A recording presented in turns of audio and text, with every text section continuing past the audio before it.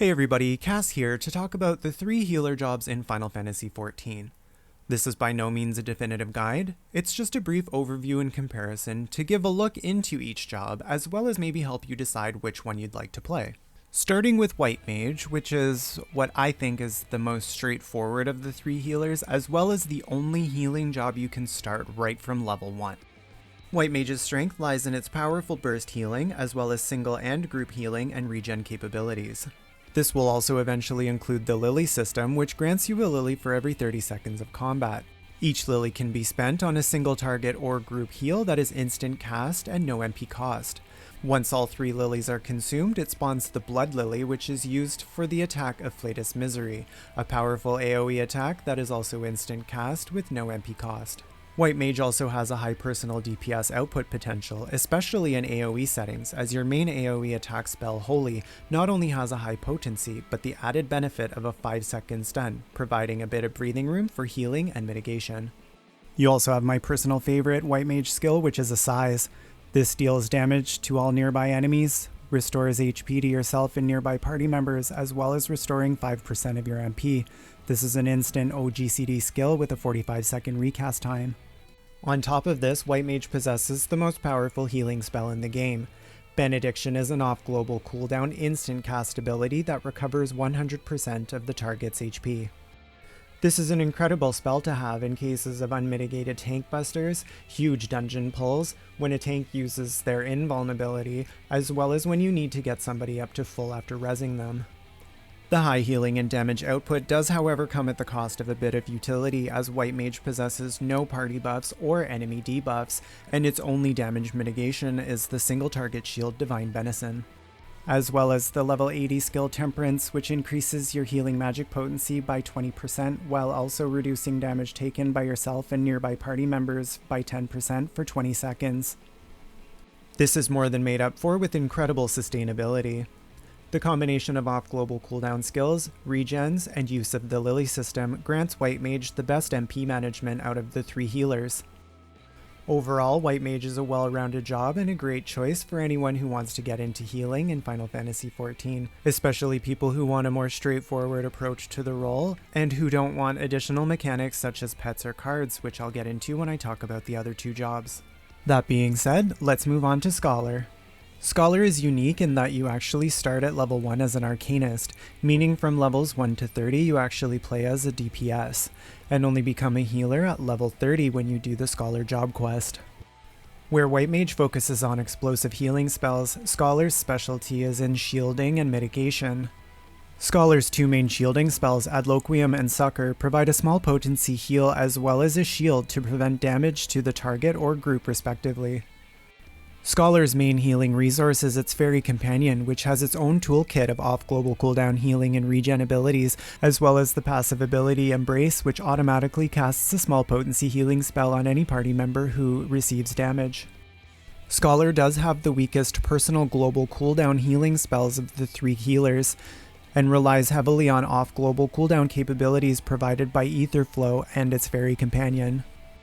It does, however, possess an incredibly high personal DPS output potential, as well as a much higher DPS uptime compared to the other 2 healers.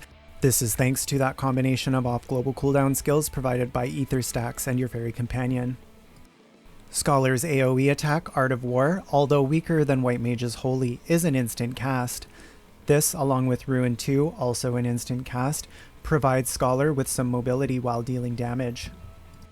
Along with Scholar's incredible shielding and mitigation capabilities, you also receive the enemy debuff Chain Stratagem, which increases the rate at which the target takes critical hits by 10% for 15 seconds, providing some raid utility. At level 80, you'll be able to summon Seraph, which replaces your current Fairy Companion with a stronger version for 22 seconds. On top of improving upon the existing fairy actions, you can order it to cast Consolation, which not only restores the HP of all nearby party members for 300 potency, but provides them with a shield nullifying damage for the amount of HP restored.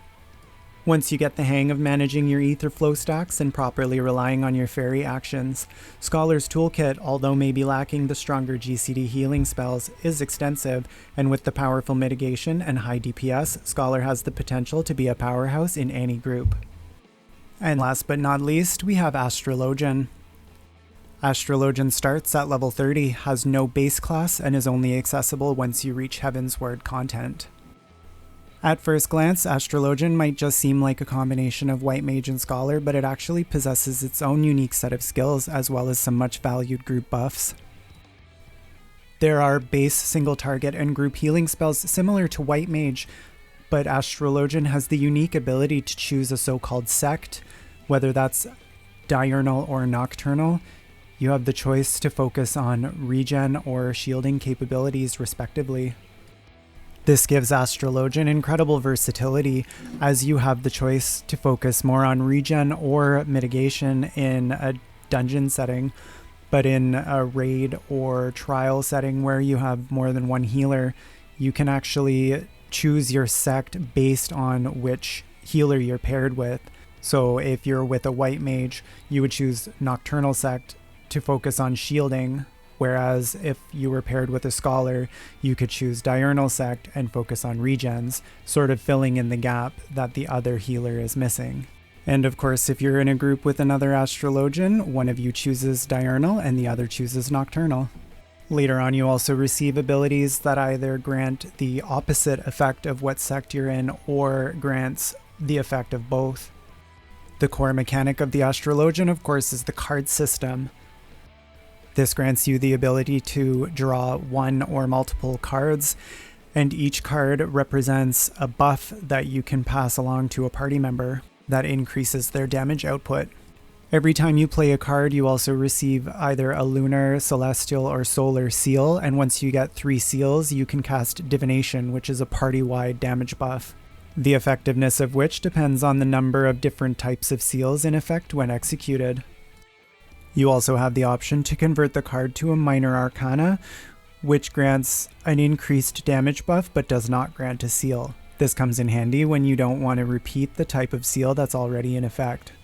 Astrologian may have the weakest personal DPS output of the 3 healers, but this is made up for by shorter cast times, a ranged AoE attack, as well as by increasing individual party members' DPS with card buffs and the use of Divination, granting the group a damage buff. It increases the group's damage output overall.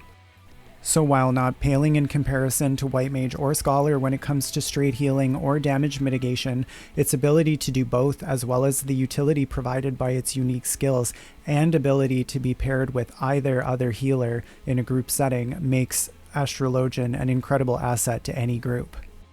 So I know I didn't go into great detail and I definitely left out a lot of information, but like I said, I just wanted this to be a general overview of the 3 healers to give you a better insight as to which one to choose if you wanted to get into healing in Final Fantasy XIV. All 3 healers are actually really balanced, so at the end of the day it just boils down to you picking which one you find the most interesting. So go ahead and just pick the one that appeals the most to you and which one you think you're going to play and have the most fun with.